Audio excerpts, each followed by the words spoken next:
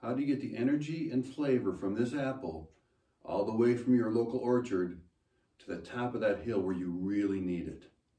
Stay tuned. I'll show you how I do it.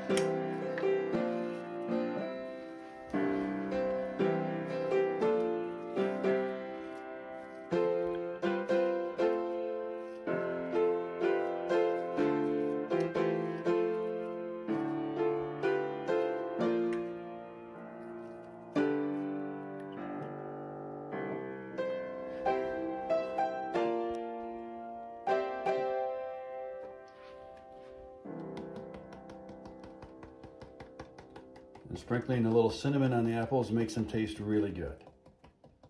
These have been soaked in the honey for 30 seconds to a minute. And this tops off the flavor.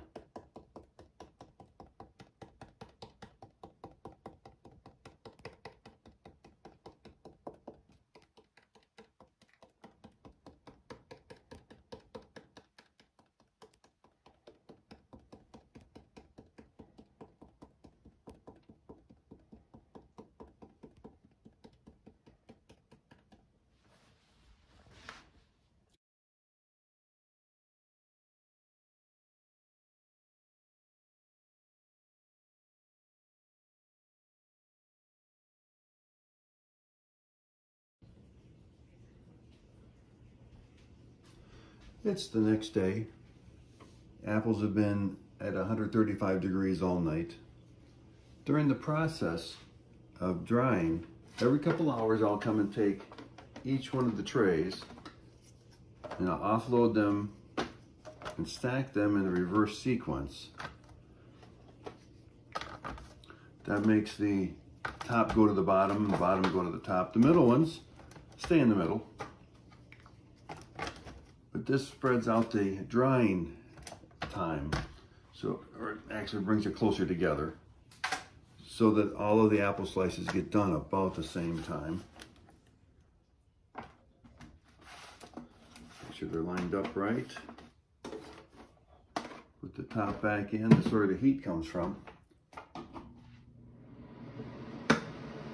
And then I let it go for another couple hours and I do the same thing.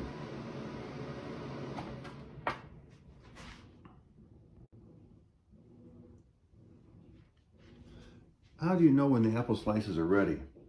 What I do is I take off all the top layers, grab a nice thick one from the bottom, and it may be hard to see because these are done. I rip it in half, and I squeeze it, and I was able to focus, maybe not. I squeeze it, and if there's any glistening right here where you're squeezing it, it's not done. These are done. Oh, and yummy too. Now that they're done, I take and I spread the trays out so all of the apple slices and all of the trays get exposure to the air and they can cool. I don't want to do anything with them until they're totally cool. Then I'll put them in some Ziploc bags and save them for later.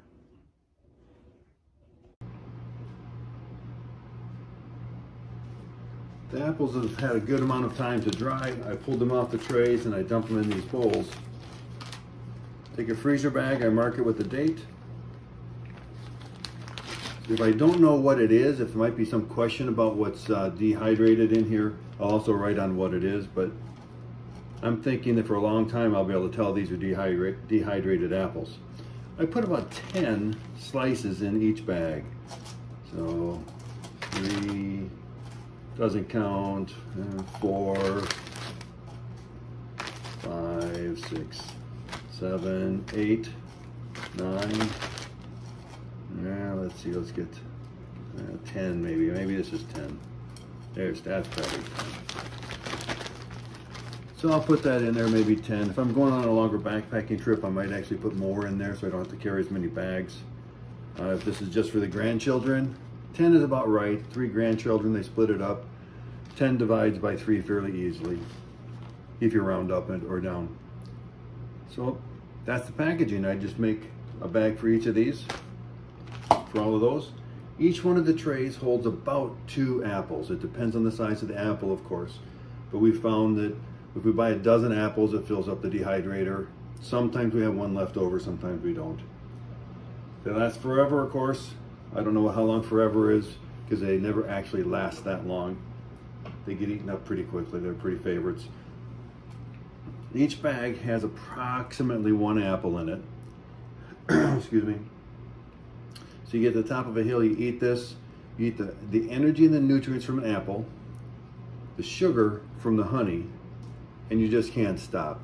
It kicks in after a little bit, and it's not as good as a Snickers bar, I gotta admit, but it is pretty good. Here we have all of the apples bagged up, ready to go. These aren't all the apples that were dehydrated though, I gotta admit. Quite a few of them were eaten in the packaging process.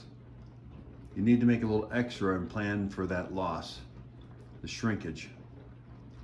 If there's foods that you'd like to dehydrate, share that below so everybody can see what you do and maybe what your recipe or procedure is. If you have any questions for me about these apples or anything else that I make for backpacking trips, let me know. I think I'm supposed to tell you at this point to like and subscribe. I'm gonna guess you already know about that. Thanks for watching. John's Dad Hikes.